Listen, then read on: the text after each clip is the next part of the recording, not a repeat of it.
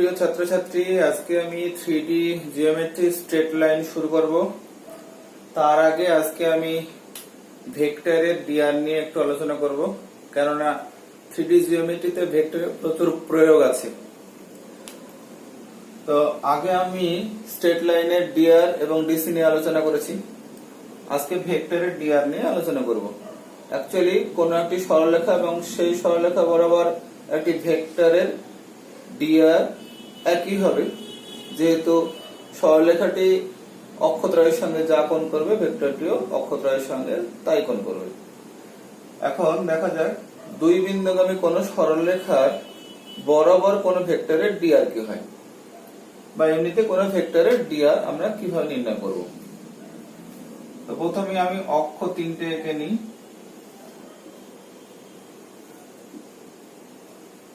ও origin, ও x, ও Y, ও Z, তিনটি অক্ষ। একটা বিন্দু পি, x1 y1 z1, আর একটা বিন্দু কিউ নিলাম, x2 y2 z। এখন এই PQ যে সরলরেখাটা, সেই সরলরেখার ডিআর কি হবে না, আগে আমি আলোচনা করেছি। সেই সরলরেখার ডিআর হবে x2 x1 y2 y1 z2 z1। এটাই হয়ে যাবে ওই PQ সরলরেখার ডিআর, সেটা আমি আগে আলোচনা করেছি। এখন এই PQ যে ভেক্টরটা, সেই ভেক্টরটার ডিআর কি হবে? নিঃসন্দেহে সেই ভেক্টরের ডিআরও একই হবে। এখন ওই ভেক্টরটা নির্ণয় করি। পি বিন্দু স্থানাঙ্ক x1 y1 z1, তাহলে ও অরিজিনের সাপেক্ষে এই পি বিন্দুর অবস্থান ভেক্টর কি হবে না, ওপি হবে।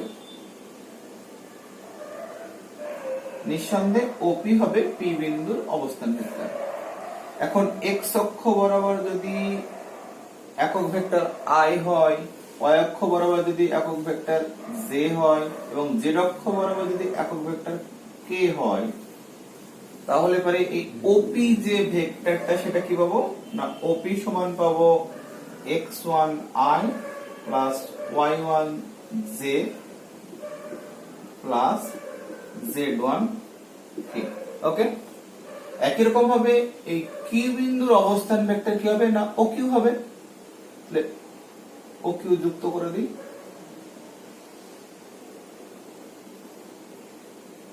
তাহলে ও কিউ হলো কিউ বিন্দুর অবস্থান ভেক্টর।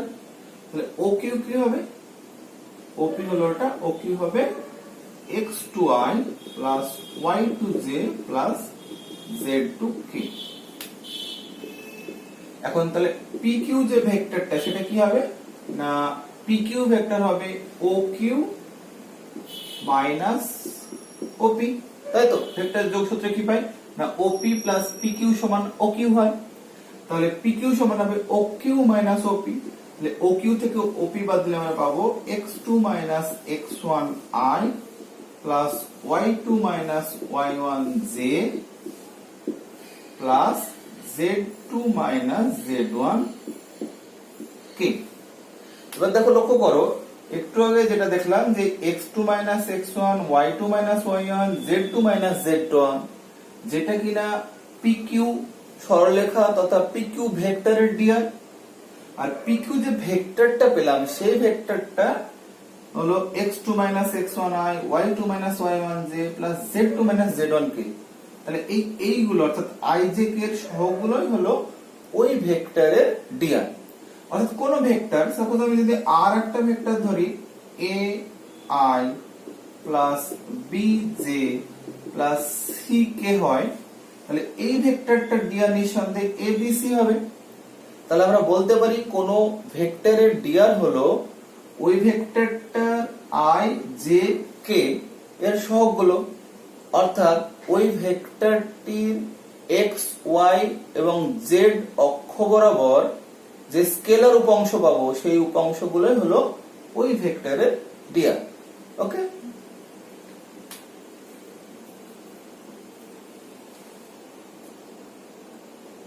এবারে আমি একটি নির্দিষ্ট বিন্দুগামী ও একটি নির্দিষ্ট ভেক্টরের সমান্তরাল সরলরেখার সমীকরণ নির্ণয় করব। তো প্রথমে অক্ষয়কে নিই।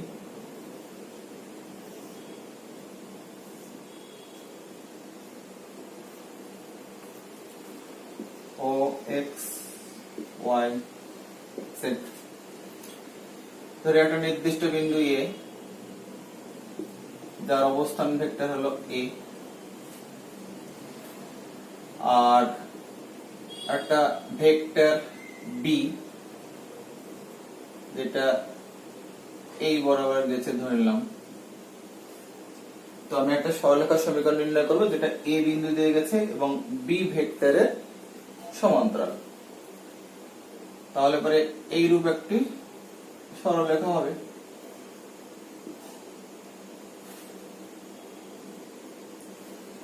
এই সরলরেখার আমরা সমীকরণটা নির্ণয় করব। এখন এই এ বিন্দুগামী যে সরলরেখাটা, সেই সরলরেখার উপরে যে কোনো একটা বিন্দু আমি আর ধরে নিলাম, অনির্দিষ্ট বিন্দু যার পজিশন ভেক্টর হলো আর, এটা আমি পি বিন্দু ধরলাম। এটা অ্যাকচুয়ালি ভেরিয়েবল বিন্দু। তাহলে পরে এই এপি যে ভেক্টরটা পাবো, এটা নিশ্চয়ই পি এর পজিশন ভেক্টর মাইনাস এ এর পজিশন ভেক্টর। এপি সমান কি হবে? আর মাইনাস এ হবে। আর বি ভেক্টরটা হলো এই এপি ভেক্টরের সমান্তরাল। তাহলে যেহেতু এপি ভেক্টরটা এবং বি ভেক্টরটা পরস্পর সমান্তরাল, আমি লিখতে পারি যে AP equals to lambda B, যেখানে ল্যামডা হলো স্কেয়ার, ল্যামডা হলো স্কেলার। এই ল্যামডা জায়গায় টি এস ইত্যাদিও ব্যবহার করা হয়। তাহলে এপি ইকুয়ালস টু হচ্ছে R minus A equals to lambda B. তাহলে যেটা ইমপ্লাই করবে R equals to A plus lambda B. এটা হয়ে গেল ওই সরলরেখার সমীকরণ, অর্থাৎ এপি সরলরেখার সমীকরণ, যেটাকে একটা নির্দিষ্ট বিন্দু এ গামী এবং বি ভেক্টরের সমান্তরাল। এটা হলো ওই সরলরেখাটার সমীকরণ। এটা হলো ভেক্টর সমীকরণ। কি সমীকরণ? না, ভেক্টর সমীকরণ। ওকে, এবার এই ভেক্টর সমীকরণ থেকে আমরা কার্তেশীয় সমীকরণে কনভার্ট করব। দেখো, লক্ষ্য করো, ওই এ যে বিন্দুটা, সেই বিন্দুর স্থানাঙ্ক যদি x1 y1 z1 হয়, এই বিন্দুর স্থানাঙ্ক, তাহলে পারে আমরা এইখান থেকে বলতে পারবো যেহেতু এ বিন্দুর পজিশন ভেক্টর স্মল এ, তাহলে স্মল এ সমান আমি লিখতে পারবো x1i plus y1j plus z1k। একটু আগে যেটা বললাম, যেখানে i j কে হলো তিনটি অক্ষ বরাবর একক ভেক্টর। ওকে, এই আর যে একটা ভেরিয়েবল বিন্দু ধরেছি তার পজিশন ভেক্টর, অর্থাৎ পি বিন্দুটার পজিশন ভেক্টর আর ধরেছি, সেটা যদি আমি এইটার ভেরিয়েবল বিন্দুটা যদি আমি এক্স ওয়াই জেড ধরে নিই, তাহলে আমরা পাবো আর সমান কি পাবো? X I plus Y J plus Z K. Okay, এবার বি হলো একটা ভেক্টর, যে ভেক্টরটা কিনা এপি ভেক্টরের সমান্তরাল। তাহলে বি ভেক্টরটার ডিআর যারা হবে এপি ভেক্টরটার, অর্থাৎ এপি যে সরল রেখাটা, সেই সরল রেখাটি একই হবে। এখন বি ভেক্টরটা আমি ধরে নিলাম যে a1i plus b1j plus c1k, যেখানে কিন্তু a1 b1 c1 হলো ওই ভেক্টরের ডিআর, অর্থাৎ এপি সরলরেখার ডিআর। এবার আমরা এইরকম ভাবে যদি আমরা লিখে নিই, তাহলে পরে খুব সহজেই আমরা এই ভেক্টর সমীকরণ থেকে কার্তেশীয় সমীকরণ নির্ণয় করতে পারবো। যেহেতু এটার পজিশন ভেক্টর আছে, তাহলে এই বিন্দুর স্থানাঙ্ক পাবো। আর যেহেতু চলো একটা ভেরিয়েবল বিন্দু নিচ্ছি, সেহেতু আর ভেক্টরটা পাবো, সেখান থেকে আমি ভেরিয়েবল বিন্দুটা পেয়ে যাবো। এবং যেহেতু একটা ভেক্টরও আমি পেয়েছি, সেহেতু আমরা ডিআরটাও পেয়ে যাবো। এইখান থেকে যদি আমরা মানগুলো বসিয়ে দিই, তাহলে পাবো xi plus yj plus zk।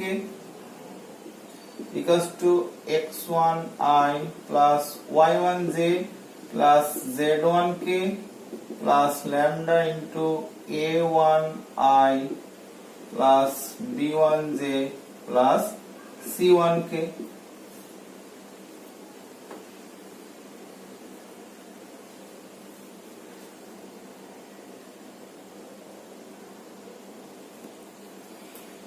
এবারে আমরা এই সমীকরণ থেকে যদি i j k সহগ ইকুয়াল করি তাহলে আমরা পাবো x equals to x1 plus lambda a1, y equals to y1 plus lambda b1, z equals to z1 plus lambda c1.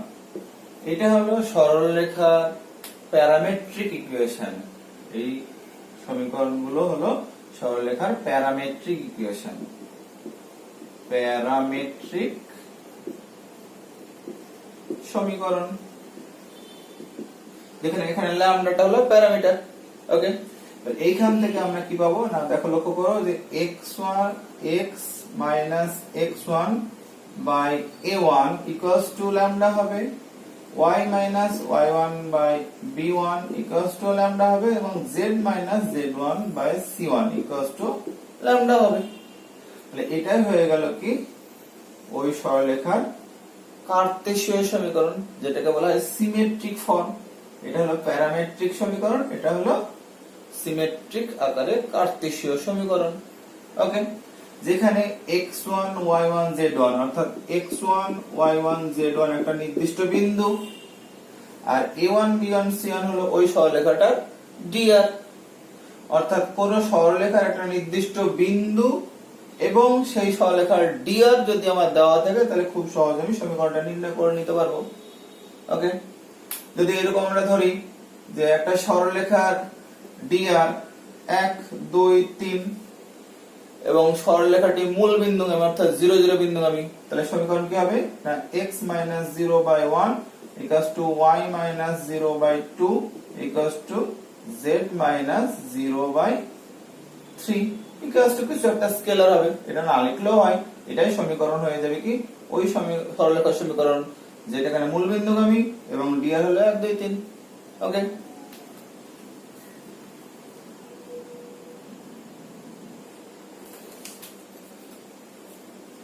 এবারে আসছি দুই বিন্দুগামী সরলরেখার সমীকরণ।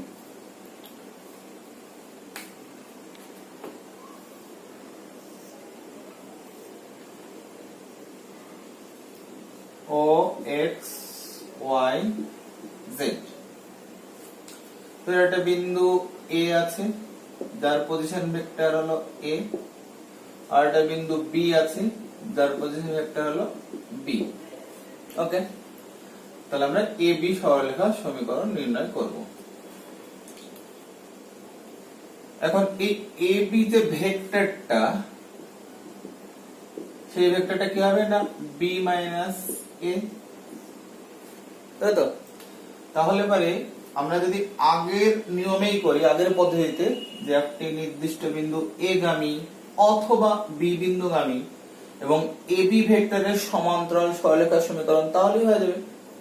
তাহলে এই সরলরেখার উপর যে কোনো একটা বিন্দু পি ধরে নিই যার পজিশন ভেক্টর হলো আর, তাহলে পারে এপি একটা ভেক্টর পাবো যেটা হবে আর মাইনাস এ, অথবা বিপি একটা ভেক্টর পাবো যেটা কিনা আর মাইনাস বি হবে। এই দুটো ভেক্টরই কি না এবি ভেক্টরের সমান্তরাল, আমরা যে কোনো একটা নিয়ে করব। আমরা এপি নিয়ে করি, এটা নিয়ে করলেও হবে, পরে আমি দেখাচ্ছি। তাহলে AP equals to R minus A, AB ভেক্টরটা কি এবি ভেক্টরের সমান্তরাল, তাহলে AP equals to T.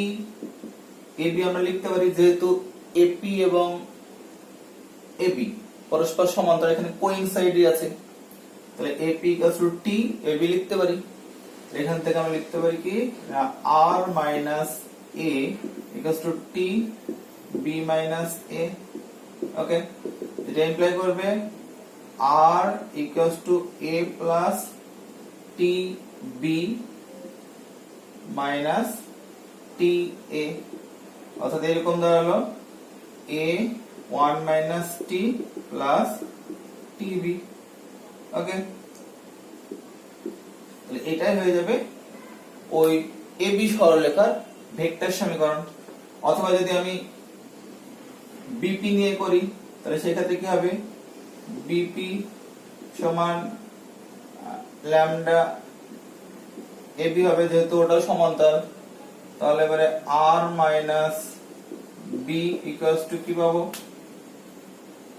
R minus B equals to T B minus A, এটাকে আমরা ইমপ্লাই করবে R equals to B plus T B minus A. এটাই হয়ে যাবে ভেক্টর ইকুয়েশন ওই এফ বি সরলরেখাটা। ওকে, এই দুটো সরলরেখা কি সেম সরলরেখাই হবে। ওকে, এবার এই সরলরেখার আমরা কার্তেশীয় সমীকরণ নির্ণয় করব।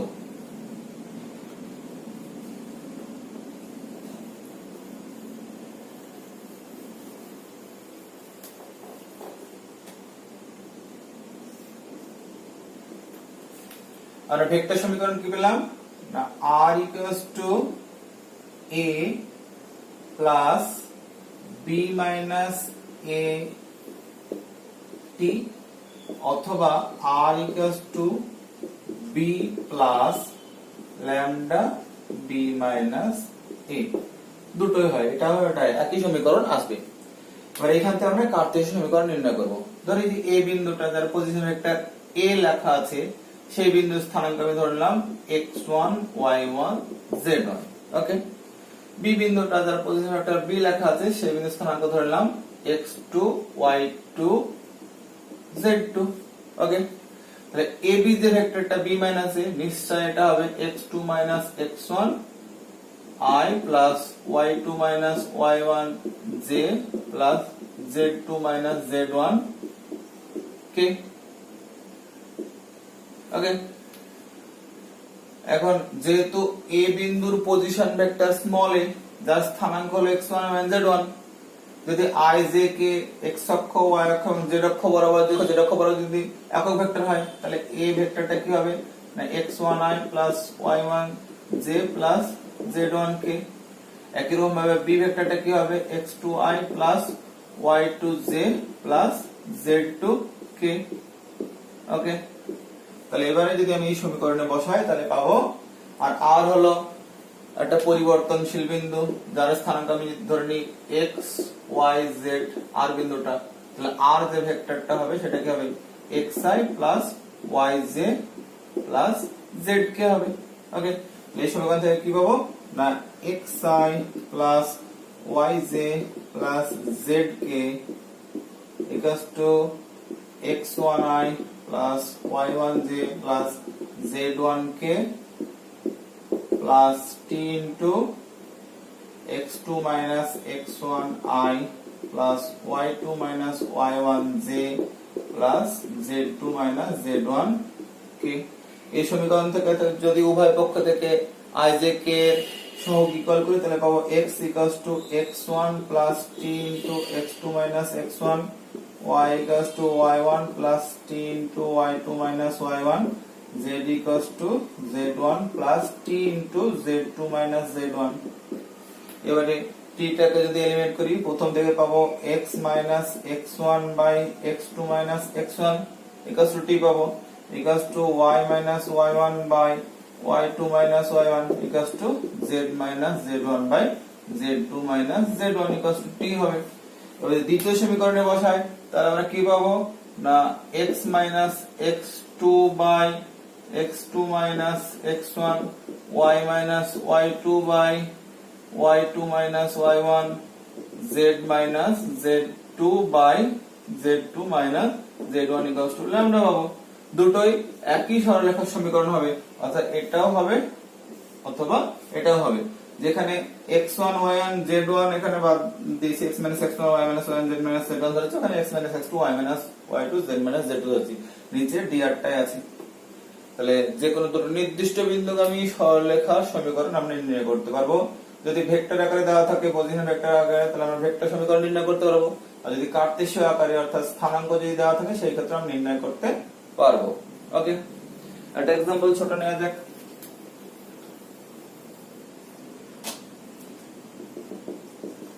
ধরা যাক একটা বিন্দু এ আছে যার স্থানাঙ্ক হলো 1 2 3, আর একটা বিন্দু স্থানাঙ্ক যার স্থানাঙ্ক হলো 3 4 5।